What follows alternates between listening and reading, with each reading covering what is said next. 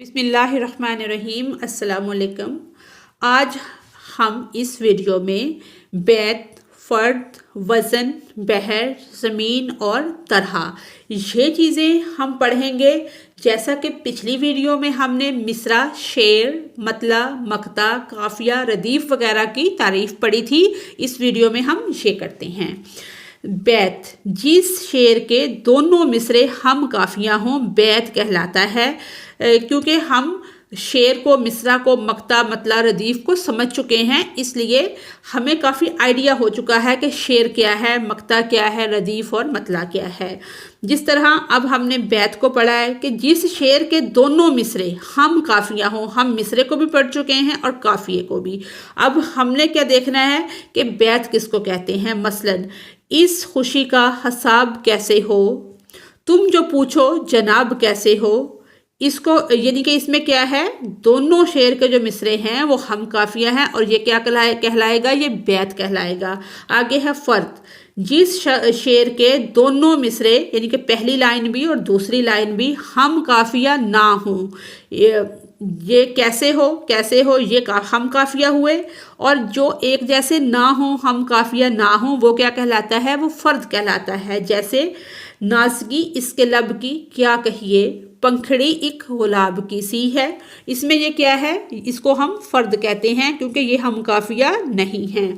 وزن، دو کلموں کی حرکات سکنات کا برابر ہونا وزن کہلاتا ہے۔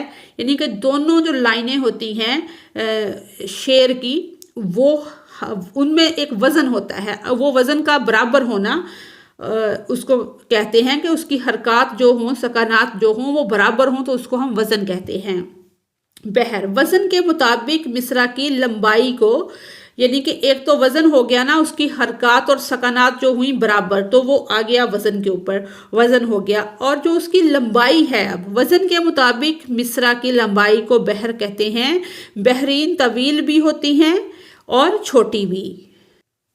بحریں یعنی کہ دونوں جو لائنیں ہیں، ایک کو بحر کہیں گے، اگر دونوں ہوئی تو بحریں، یعنی کہ دونوں لائنیں لمبی بھی ہو سکتی ہیں اور چھوٹی بھی ہو سکتی ہیں۔ آگے ہے زمین، شاعری کی اصطلاح میں بحر، وزن، قافیہ اور ردیف کو زمین کہتے ہیں۔ طرح، وہ مصرع جو غزل یا نظم کے کہنے کے لیے بحر، قافیہ اور ردیف یعنی زمین بنائے، اس کو طرح کہتے ہیں۔ آگے ہے تلمیع اور صنعت تلمیع۔ تلمیع کیا ہے؟ تلمیع کے لغوی معنی اشارہ کرنے کے ہیں۔ ادب کی اصطلاح میں تلمیع سے مراد کلام میں ایسا لفظ، الفاظ یا ترکیب لانا ہے جو کسی قرآنی آیت، حدیث نبوی صلی اللہ علیہ وآلہ وصحبہ وسلم، تاریخی واقعے، داستان، روایتی کہانی، تہذیبی یا ثقافتی روایت یا کسی علمی و فنی اصطلاح کی طرف اشارہ کرے۔ تلمیع کا مقصد مختصر اشارے سے اصل مفہوم کو قاری تک پہنچانا ہوتا ہے۔ اس سے کلام میں کیا ہوتا ہے، دلکشی اور رعنائی پیدا ہوتی ہے۔ یا اس کو ایسے بھی ہم سمجھ سکتے ہیں، کلام میں کسی مشہور واقعہ، قصہ، کہانی، آیت قرآنی یا کسی فن کی اصلاح کی طرف اشارہ کرنا، یعنی کہ فن کی اصلاح جو ہوتی ہے اس کی طرف اشارہ کرنا تلمیع کہلاتا ہے۔ استعمال و مثال کے طور پر مرزا غالب کا ایک شعر ہے، کیا فرض ہے کہ سب کو ملے ایک سا جواب، آؤ نہ ہم بھی سیر کریں کوہ طور کی۔ اس شعر میں اس واقعے کی طرف اشارہ ہے جب حضرت موسیٰ علیہ السلام نے کوہ طور پر چڑھ کر اللہ تعالیٰ کو دیکھنے کی خواہش کی تھی، اور اس خواہش کے جواب میں اللہ تعالیٰ نے تجلی ظاہر کی، جس کی تاب نہ لاتے ہوئے حضرت موسیٰ علیہ السلام بے ہوش ہو گئے اور کوہ طور جل کر سیاہ ہو گیا۔ ایک اور مثال ہے، بے خطر کود پڑا آتش نمرود میں عشق، عقل ہے محو تماشائے لب بام ابھی۔ مندرجہ بالا شعر میں حضرت ابراہیم علیہ السلام کا واقعہ بیان کیا گیا ہے۔ بادشاہ نمرود حضرت ابراہیم علیہ السلام کو آگ میں جلا دینے کی دھمکی دیتا ہے اور کہتا ہے کہ میرے آگے سجدہ کرو۔ حضرت ابراہیم علیہ السلام غیر اللہ کے سامنے سجدہ کرنے کی بجائے آگ میں کود پڑتے ہیں اور یہ آگ آپ علیہ السلام کے لیے گلشن بن جاتی ہے۔ یا کوئی تاریخی واقعہ جیسے کیا خضر نے سکندر سے کیا خضر نے سکندر سے، اب کسے رہنما کرے کوئی۔ اس شعر میں مشہور روایت حقیقی ہو یا فرضی کی طرف اشارہ ہے کہ خضر سکندر بادشاہ کو آب حیات پلانے کے لیے ساتھ لے گئے، لیکن خود تو آب حیات پی کر ابدی زندگی حاصل کر لی، لیکن سکندر کو اس سے محروم رکھا۔ اسی طرح کیا فرض ہے کہ سب کو ملے ایک سا جواب، آؤ نہ ہم بھی سیر کریں کوہ طور کی۔ اس شعر میں اشارہ ہے اس واقعہ کی طرف کہ حضرت موسیٰ علیہ السلام نے کوہ طور پر جا کر اللہ سے التجا کی تھی، کہ شاعر کہتا ہے کہ ہم بھی التجا کرتے ہیں، ہو سکتا ہے کہ ہمیں ان جیسا جواب نہ ملے۔ مثال اس میں یہ ہے، ابن مریم ہوا کرے کوئی، میرے دکھ کی دوا کرے کوئی۔ اس شعر میں ابن مریم سے حضرت عیسیٰ علیہ السلام کی طرف اشارہ کیا گیا ہے، جو لوگوں کے دکھوں کا علاج کرتے تھے۔ کیا خضر نے سکندر سے، اب کے رہنما کرے کوئی۔ اس شعر میں خضر سے حضرت خضر علیہ السلام اور سکندر سے یونان کے بادشاہ سکندر اعظم کی کہانی کی طرف اشارہ کیا گیا ہے۔ آ رہی ہے چاہے یوسف سے صدا، دوست یا تھوڑے ہیں بھائی بہت۔ اس شعر میں چاہے یوسف سے حضرت یوسف علیہ السلام کو کنویں میں پھینکے جانے والے واقعے کی طرف اشارہ ہے۔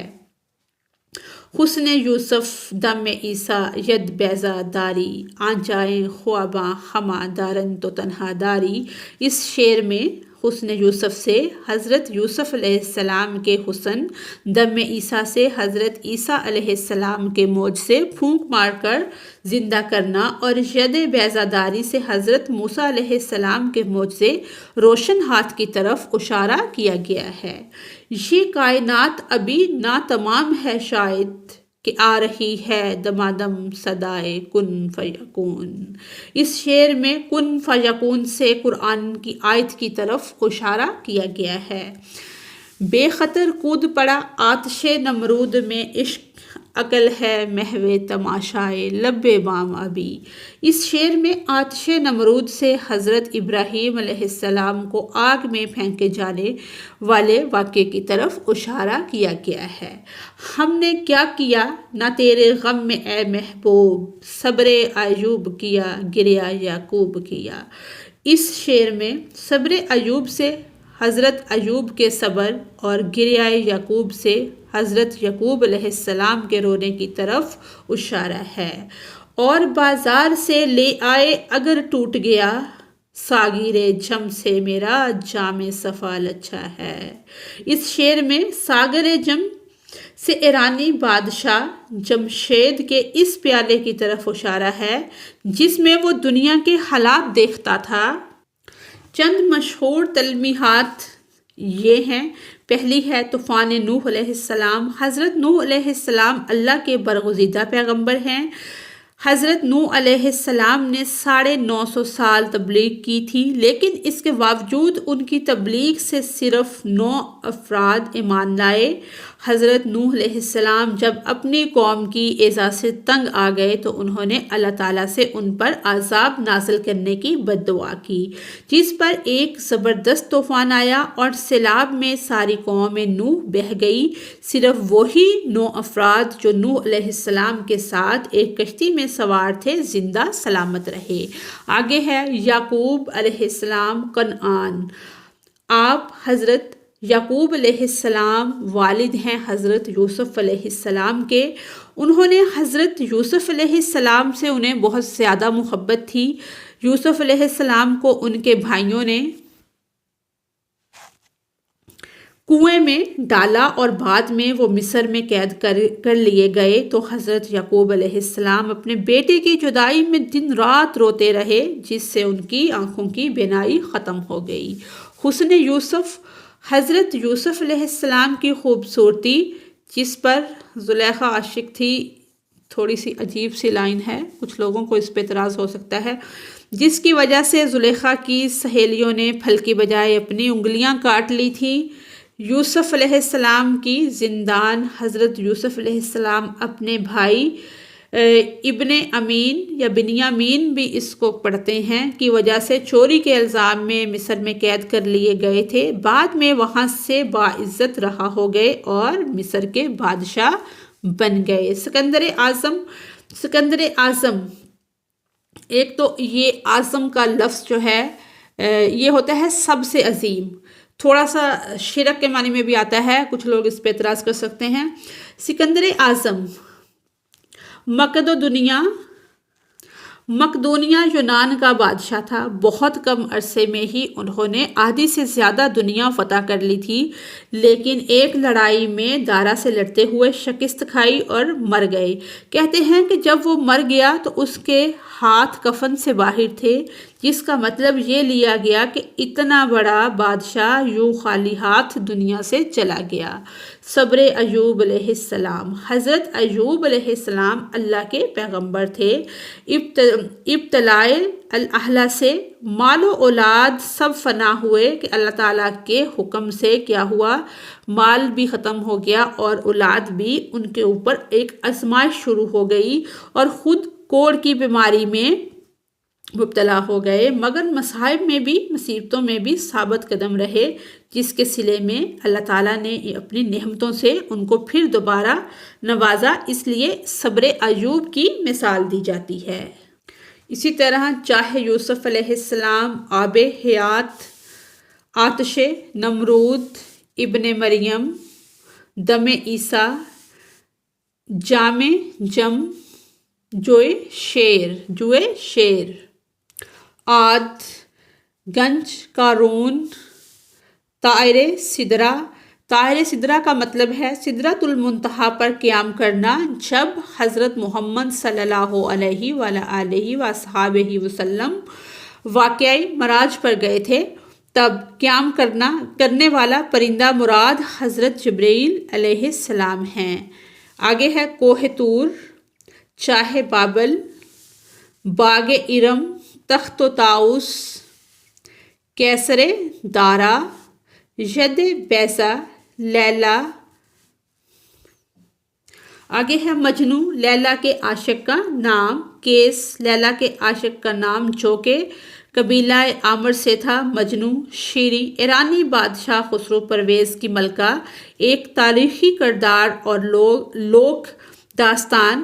یہ عام داستانیں ہوتی ہیں ہمارے جیسے ہیر رانجھا اور شیریں فریاد وغیرہ میں ذکر کردہ شیریں، جس پر فرہاد عاشق ہو گیا تھا. فرہاد شیریں کا عاشق خسرو پرویز کا رقیب، جو کہ ایک نہر جوئے شیر کھودنے پر مامور کیا گیا تھا. شیریں کی موت کی جھوٹی خبر پا کر تیشے سے سر مار کر مر گیا.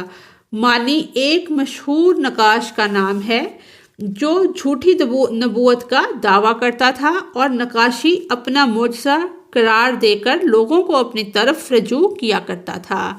آگے ہے بہزاد. شاہ اسماعیل صفوی کے عہد میں ایران کے ایک مشہور نقاش اور پیر سید احمد تبریزی کا شاگرد تھا، جس کا نام اور کام ادبیات میں تلمیح کے طور پر مستعمل ہے. اسی کے ساتھ ہی ہماری آج کی یہ ویڈیو مکمل ہوتی ہے. اگر آپ کو میری ویڈیو سے کوئی رہنمائی مل رہی ہے تو میری ویڈیو کو لائک اور چینل کو سبسکرائب کریں. Thanks for watching us.